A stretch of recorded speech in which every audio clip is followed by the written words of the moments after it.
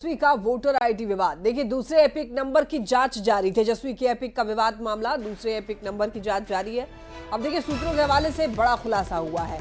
दूसरी एपिक का रिकॉर्ड नहीं है, सूत्र हमारे ये बता रहे हैं। तेजस्वी यादव के दूसरे एपिक नंबर की जांच जारी है। दूसरी एपिक संख्या का रिकॉर्ड नहीं मिला है। चुनाव आयोग सूत्र जो है वो बता रहा है कि ईसीआई सोर्सेज से ये प्राप्त जानकारी के अनुसार देखिए, तेजस्वी यादव ने 2020 में अपने नामांकन पत्र के हल्फनामे में एपिक संख्या जो डाली थी RAB 0456228 वाले निर्वाचक नामावली का उपयोग किया था और उनका नाम जो है 1 अगस्त को SIR के अनुसार प्रकाशित ड्राफ्ट मतदाता सूची में मौजूद है। और देखिए, उनके द्वारा किया गया ये निराधार दावा है कि उनका नाम हटा दिया गया है। पहले ही चुनाव आयोग द्वारा खंडित किया जा चुका है और वर्ष 2015 की मतदाता सूची में भी उनका ये एपिक नंबर मौजूद था। ड्राफ्ट मतदाता सूची में इस एपिक नंबर के साथ उनका नाम दर्ज है।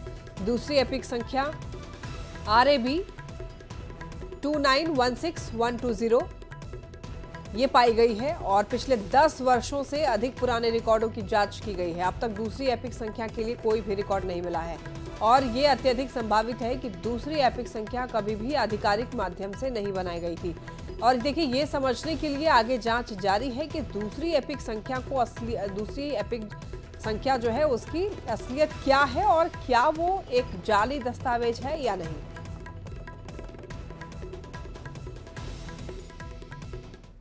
देखिए, बिहार में SIR का पहला चरण पूरा होने के बाद निर्वाचन आयोग ने ड्राफ्ट वोटर लिस्ट जारी कर दी है और इस ड्राफ्ट वोटर लिस्ट पर नेता प्रतिपक्ष तेजस्वी यादव ने सवाल खड़े किए और सनसनीखेज आरोप लगाया। लिस्ट में उनका नाम नहीं है, ये बात कही और थोड़े ही समय में निर्वाचन आयोग ने सबूतों के साथ तेजस्वी के आरोपों को खारिज कर दिया और ये बता दिया कि तेजस्वी का नाम लिस्ट में है। इस रिपोर्ट में आप पूरा मामला देखिए। ये एप्लीकेशन है, मेरा भी नहीं है, हम चुनाव कैसे लड़ेंगे? बिहार में मतदाता पुनरीक्षण को लेकर जमकर सियासत हो रही है। शनिवार को नेता प्रतिपक्ष तेजस्वी यादव ने SIR को लेकर एक बेहद सनसनीखेज आरोप लगाए और कुछ समय के लिए सबको चौंका कर रख दिया। तेजस्वी ने प्रेस कॉन्फ्रेंस कर आरोप लगाया कि उनका नाम ड्राफ्ट वोटर लिस्ट में नहीं है। हालांकि थोड़े ही समय के बाद निर्वाचन आयोग का इस पर जवाब आया। ईसी ने सबूत के साथ जवाब दिया कि SIR के पहले चरण के बाद तैयार ड्राफ्ट वोटर लिस्ट में कहीं कोई गड़बड़ी नहीं है।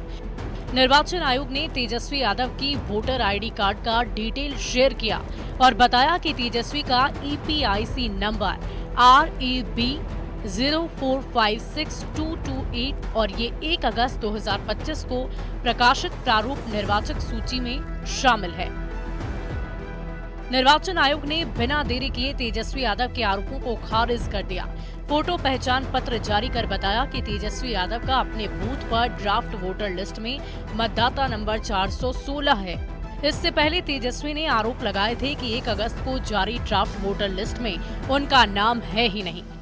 पत्रकारों के सामने तेजस्वी ने अपना EPIC नंबर डाला और दिखाया कि कोई रिकॉर्ड दर्ज नहीं है। ये एप्लीकेशन है, मेरा भी नहीं है, हम चुनाव कैसे लड़ेंगे? दरअसल तेजस्वी यादव अपना पुराना EPIC नंबर RAB 2916120 निर्वाचन आयोग की वेबसाइट पर डाल रहे थे। EPIC नंबर अगर आप चाहें तो हम बता भी दें। RAB 2916120। पुराना नंबर डालने पर तेजस्वी का कोई रिकॉर्ड नहीं आया। इस पर सत्ता पक्ष में भी बिना देरी किए पलटवार किया और तेजस्वी यादव पर भ्रम फैलाने का आरोप लगाया और कहा कि चुनाव नहीं लड़ने के डर से तेजस्वी यादव ने अफवाह फैलाने की नाकाम कोशिश की है। नेता प्रतिपक्ष तेजस्वी यादव जी अगर 9वां से ज्यादा पढ़े लिखे रहते तो आपको वोटर लिस्ट में नाम अपना देखने आता, और अगर जान करके इस तरह का किए हैं तो चुनाव लड़ने से आप भाग रहे हैं, आपको डर है हार का। बिहार में SIR को लेकर विपक्ष शुरू से ही हमलावर है। निर्वाचन आयोग की मंशा पर सवाल उठा रहा है। मतदाता पुनरीक्षण का मामला यहां तक कि सुप्रीम कोर्ट तक पहुंच गया है और इसी बीच तेजस्वी के सनसनीखेज आरोप पर निर्वाचन आयोग ने त्वरित जवाब दिया। जिससे सवाल उठ रहे हैं कि क्या तेजस्वी यादव ने आरोप लगाने में जल्दबाजी कर दी या जानबूझकर भ्रम फैलाने की कोशिश की गई। पटना से संवाददाता रवीश नारायण के साथ ब्यूरो रिपोर्ट, न्यूज़ 18।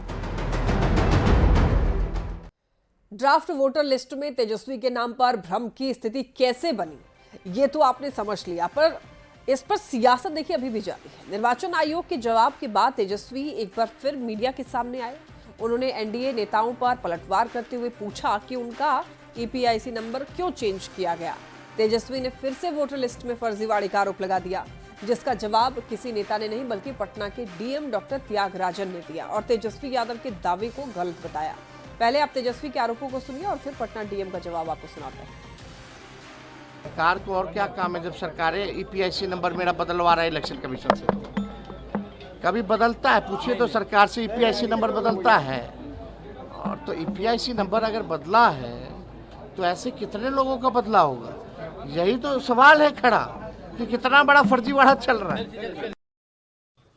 देखिए, माननीय नेता प्रतिपक्ष का नाम बिल्कुल है। एक तो नाम नहीं रहने की दावा बिल्कुल गलत है। जिस बूथ में वो वोट करते थे उसी बूथ पर अभी भी उनका नाम कायम है और सभी लोग सार्वजनिक तौर पर हैं, सभी लोग देख सकते हैं। दूसरा, जो एपिक नंबर के बारे में वो कह रहे हैं, जो एपिक नंबर हमारा पास उपलब्ध है, जो गहन पुनरीक्षण के पहले उनके नाम के साथ जुड़ा हुआ एपिक नंबर, वो एपिक नंबर उनके द्वारा भी सेम एपिक नंबर को 2020 के विधानसभा चुनाव में समर्पित किया गया। सो इसमें कहीं कोई कंफ्यूजन नहीं है और बहुत साफ तौर पर मैं कहना चाहता हूं कि पटना जिला के सभी निर्वाचकों से अनुरोध है कि थोड़ा संयम रखें। अपना नाम या एपिक नंबर से आप अपना ड्राफ्ट रोल में नाम देख सकते हैं, कहीं कोई दिक्कत नहीं है। आपकी सेवा के लिए बीएलओ, ईआरओ हम लोग हैं। 1950 भारत निर्वाचन आयोग द्वारा जारी किया है, जिसमें आप क्वेरीज कर करके आप सफाई ले सकते हैं या कोई भी क्वेरी आप करेंगे जरूर आपको जवाब मिल जाएगा। नहीं, उनके द्वारा अफिडेविट में 2020 के इलेक्शन में उनके द्वारा जो नॉमिनेशन के दौरान अफिडेविट फाइल होता है उसमें यही नंबर उन्होंने दिया है।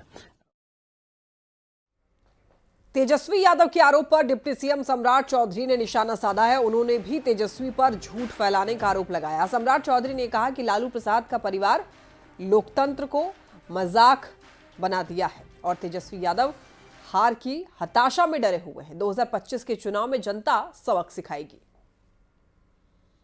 यादव ने अपना एपिक नंबर डालकर दिखाया कि मतदाता सूची में उनका नाम ही नहीं है। देखिए, लोकतंत्र है और लालू जी का परिवार ये सोचता है कि ये मजाक तंत्र है। लोकतंत्र में लोक लज्जा भी नहीं है और एसआईआर का लगातार मजाक उड़ाने वाले लोग ये जनता के बीच में जाने से डर रहे हैं। जनता इनको हराएगी, इस डर से ये लोग नए नए बहाना खोज रहे हैं। वोटर लिस्ट में नाम है और सनसनी फैला रहा है कि वोटर लिस्ट में नाम ही नहीं है। ये अत्यंत ही दुर्भाग्यपूर्ण है। ये डरे हुए लोग हैं, जनता के बीच में जाने का हिम्मत नहीं है। जनता इनको फिर से 2025 में सबक सिखाएगी। एसआईआर को लेकर निर्वाचन आयोग पर देखिए तेजस्वी के आरोप पर बीजेपी ने निर्वाचन आयोग से कार्रवाई की मांग की है। बीजेपी प्रवक्ता नीरज कुमार ने तेजस्वी पर बिहार की जनता को गुमराह करने का आरोप लगाया है। साथ ही आपराधिक मुकदमा दर्ज कर उनके वोटिंग अधिकार को अस्थायी रूप से निलंबित करने की मांग की है। यादव ने प्रेस कॉन्फ्रेंस के माध्यम से यह स्पष्ट कर दिया कि उनके पास 2 या उससे अधिक वोटर आई कार्ड हैं।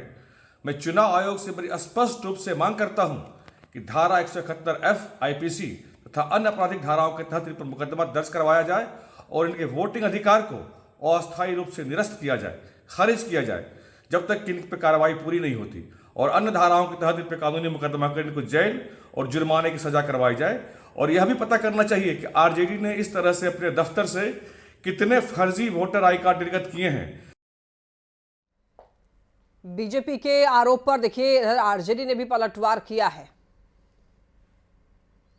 विपक्ष श्री तेजस्वी प्रसाद यादव जी के द्वारा अपने ईपिक नंबर सभी पत्रकारों के सामने उन्होंने जब वेबसाइट पर सार्वजनिक किया तो उसमें नो फाउंड आ रहा था उनके नाम के सामने।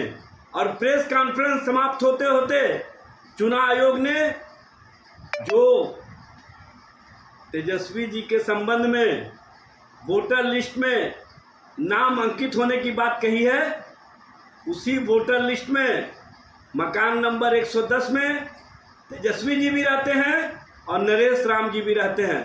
ये किस तरह का SIR के नाम पर मजाक किया जा रहा है? देखिए, SIR में जिस तरह फर्जीवाड़ा हुआ है, जब नेता प्रतिपक्ष श्री तेजस्वी यादव जी के इपिक नंबर चेंज हो गए तो फिर आम जनता का क्या हुआ होगा? 65 लाख मतदाताओं को उनको वोट देने के अधिकार से वंचित कर दिया गया है। अब इसमें जो दलील चुनाव आयोग दे रहा है कि मृत पाए गए, 2 जगह वोटर लिस्ट में नाम थे, एक बाहर चले गए, उसका पूरा सूची जारी करना चाहिए, लोगों को पता तो चले। और एक जरूरी सूचना, देखिए बिहार विधानसभा चुनाव के दौरान अगर राजनीतिक दल और प्रत्याशी चुनाव प्रचार के लिए AI का इस्तेमाल करते हैं तो सतर्क हो जाएं, क्योंकि चुनाव आयोग की इस पर पैनी नजर है। अगर कोई AI के गलत इस्तेमाल करते हुए पकड़ा जाता है तो उसके खिलाफ कानूनी कार्रवाई होनी तय है। बिहार विधानसभा चुनाव के दौरान चुनाव प्रचार के लिए AI के इस्तेमाल पर चुनाव आयोग की पैनी नजर रहेगी। दरअसल चुनाव आयोग ने यह फैसला किया है कि चुनाव प्रचार के दौरान राजनीतिक दल जिस तरीके से AI का प्रचार करेंगे, उस आर्टिफिशियल इंटेलिजेंस के इस्तेमाल पर वह लगातार निगरानी बरतेगा। आयोग चुनाव के दौरान AI के गलत इस्तेमाल पर सख्त रुख अपना सकता है। अगर कोई भी दल या उम्मीदवार AI का गलत इस्तेमाल करता हुआ पाया जाएगा तो उस पर कानूनी कार्रवाई भी की जा सकती है। आयोग के सूत्रों की माने तो आरोपी व्यक्ति या दल के खिलाफ भारतीय न्याय संहिता यानी BNS एवं जन प्रतिनिधित्व कानून 1950 की विभिन्न धाराओं के तहत कार्रवाई की जा सकती है। कारावास, जुर्माना या दोनों एक साथ हो सकता है। चुनाव आयोग के निर्देश पर राज्य और जिला स्तर पर प्रचार सामग्री की मंजूरी, निगरानी एवं कार्रवाई के लिए मीडिया सर्टिफिकेशन एवं मॉनिटरिंग कमेटी का गठन किया जाएगा। इस कमेटी में शामिल पदाधिकारियों द्वारा प्रिंट, इलेक्ट्रॉनिक एवं सोशल मीडिया की सख्त निगरानी रखी जाएगी। एक अलग कोषांग के रूप में यह काम करेगा। इस कमेटी द्वारा अपनी रिपोर्ट बिहार के मुख्य निर्वाचन पदाधिकारी यानी CEO एवं चुनाव आयोग की नियमित रूप से दी जाएगी। आयोग के निर्देश पर राज्य में MCMC के गठन की प्रक्रिया शुरू कर दी गई है। जल्द ही इससे संबंधित निर्देश भी जारी कर दिया जाएगा। सूत्रों की माने तो प्रचार सामग्री को लेकर अगर आयोग को थोड़ा भी शक हो कि इसमें AI का गलत इस्तेमाल किया गया है तो उसकी मंजूरी बिल्कुल नहीं दी जाएगी। राजनीतिक दलों और उम्मीदवारों को भी किसी तरह से AI के गलत इस्तेमाल नहीं करने के लिए लगातार जागरूक किया जाएगा। दुनिया भर में चुनाव में AI के बढ़ते इस्तेमाल को लेकर चुनाव आयोग इस बार बिहार विधानसभा चुनाव के पहले से ही सतर्क है। तो निश्चित तौर पर जो भी राजनीतिक दल हैं या जो भी उम्मीदवार हैं वो AI के अगर इस्तेमाल की बात सोचते भी हैं तो निश्चित तौर पर उन्हें कई बातों पर ध्यान रखना होगा, क्योंकि चुनाव आयोग इस पूरे मामले में सख्त रवैया अख्तियार कर रहा है। कैमरा पर्सन सुबोध के साथ संजय कुमार, न्यूज 18। राजनीतिक गलियारे से जुड़ी एक बड़ी खबर मिल रही है। कांग्रेस विधायक दल के पूर्व नेता अशोक राम होंगे JDU में शामिल। जी हाँ, देखिए आज दोपहर 12:30 बजे का समय होगा जब कांग्रेस छोड़कर JDU का दामन थाम लेंगे। कांग्रेस CWC और CEC के रह चुके हैं सदस्य। अशोक राम के पिता बालेश्वर राम भी पूर्व विधायक और सांसद रह चुके हैं। बिहार कांग्रेस प्रभारी कृष्णा लावरू की कार्यशैली से अशोक राम की नाराजगी है। अशोक कुमार राम साल 2000 में देखिए राबड़ी मंत्रिमंडल में कैबिनेट मंत्री थे। अशोक राम 6 बार बिहार विधानसभा के सदस्य निर्वाचित हो चुके हैं और ऐसे में अब छोड़ करके अब जा रहे हैं JDU, यानी कि कांग्रेस छोड़ेंगे, JDU का दामन थामेंगे। और चुनाव से ठीक पहले ये कदम उठाना कांग्रेस को भारी भी पड़ सकता है और JDU को फायदा भी पहुंचा सकता है। बिहार के शिक्षकों के लिए एक अच्छी खबर है। सरकार ने उनकी समस्याओं को दूर करने के लिए एक विशेष पोर्टल लॉन्च करने का फैसला किया है। इस ऑनलाइन पोर्टल का नाम होगा ग्रीवांस पोर्टल। दरअसल बड़े पैमाने पर राज्य में देखिए प्रधानाध्यापकों और प्रधान शिक्षकों की नियुक्ति की गई है। ऐसे सभी लोगों को जिला और स्कूल भी आवंटित कर दिया गया है, लेकिन सरकारी विद्यालयों में काम करने वाले प्रधानाध्यापक को प्रधान शिक्षकों ने अपनी पोस्टिंग को लेकर कई तरह की शिकायत की है। तो ऐसे में शिक्षा मंत्री ने उनकी बातों को गंभीरता से लिया है। एडवांस पोर्टल खोलने का निर्देश दिया गया है। बिहार सरकार ने हाल ही में सरकारी विद्यालयों में बड़े पैमाने पर प्रधानाध्यापकों और प्रधान शिक्षकों की नियुक्ति की है और ऐसे प्रधानाध्यापक और प्रधान शिक्षकों से जुड़ी हुई एक बड़ी और महत्वपूर्ण खबर सामने आई है। दरअसल इनकी समस्याओं के समाधान को लेकर शिक्षा मंत्री ने बड़ी पहल की है। उन्होंने कहा है कि इन जो प्रधानाध्यापक और प्रधान शिक्षक हैं उनको समयबद्ध तरीके से उनकी समस्याओं को समाधान किया जाएगा और इसके लिए सरकार कई तरह की पहल कर रही है और जरूरी हुआ तो एक ग्रीवांस पोर्टल भी खोला जाएगा ताकि ऐसे प्रधानाध्यापक और प्रधान शिक्षक इस ग्रीवांस पोर्टल पर अपनी शिकायतें दर्ज करा सकें। इसके लिए शिक्षा मंत्री ने अपर मुख्य सचिव से तमाम तरह के स्टेप लेने को कहा है। इसमें कहा गया है कि प्रधानाध्यापक एवं प्रधान शिक्षक की नियुक्ति के बाद 1 जुलाई को उनके जिला आवंटन की प्रक्रिया पूर्ण कर ली गई है। वहीं जो प्रधानाध्यापक हैं वो 11 जुलाई को अपना योगदान दे चुके हैं। प्रधान शिक्षक जो है वो 14 जुलाई से उनका विद्यालय भी आवंटित कर दिया गया है। आवंटित विद्यालयों में प्रधान शिक्षकों और प्रधानाध्यापकों के योगदान की अंतिम तिथि 31 जुलाई तय की गई थी, लेकिन इस बीच यह बात निकलकर सामने आई है कि उन्होंने जहां पर योगदान दिया है वे आवंटित जिले एवं विद्यालय से तमाम तरह की परेशानियां उनके सामने आ रही हैं और वे इससे संतुष्ट नहीं हैं। इसको लेकर अगर आवश्यक हो तो ऐसे शिक्षकों की शिकायतों के निष्पादन के लिए एक ऑनलाइन ग्रीवांस पोर्टल की स्थापना करने का पहल शिक्षा विभाग की तरफ से किया गया है।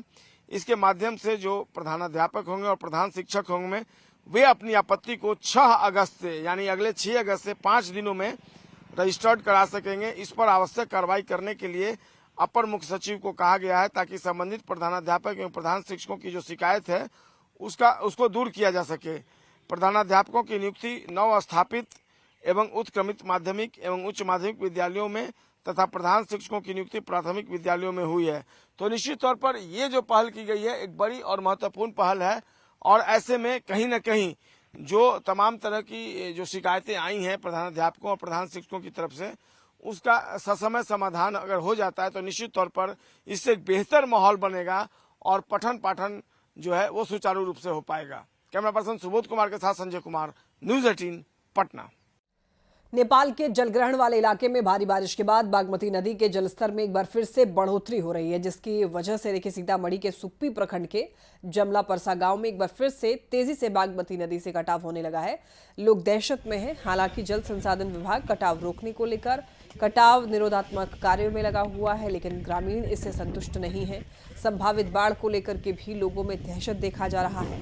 बता दें कि सीतामढ़ी के जमला परसा गांव में पिछले 4 सालों से बागमती नदी से कटाव का सिलसिला जारी है। 3 महीना तक यहाँ लोग एकदम रात भर डरे रहता है, दिन भर डरे रहता है कि कब किधर से पानी आ जाए। अगर वैसा पानी भी आ जाएगा तो यहाँ से लोगों को निकलने का कोई साधन नहीं है। इसलिए जिला प्रशासन से हम मांग करते हैं कि यहाँ 250 घर है जिसको सब माल और जान माल के व्यवस्था करे, कहीं दूसरे जगह तत्काल शिफ्ट करे, नहीं तो इस साल एकदम पूरा गांव पर पानी के खतरा एकदम मंडरा रहा है। यहाँ 3 महीना कहीं ऊंची जगह पर कहीं सेव किया जाए ताकि यहाँ से बाढ़ से बचावा किया जाए और यहाँ कोई नज़र रखे, ध्यान रखे कि सही से काम होके ताकि गांव बच सके। और खबरें लगातार जारी है, आप देखते रहिए न्यूज़ 18 बिहार झारखंड।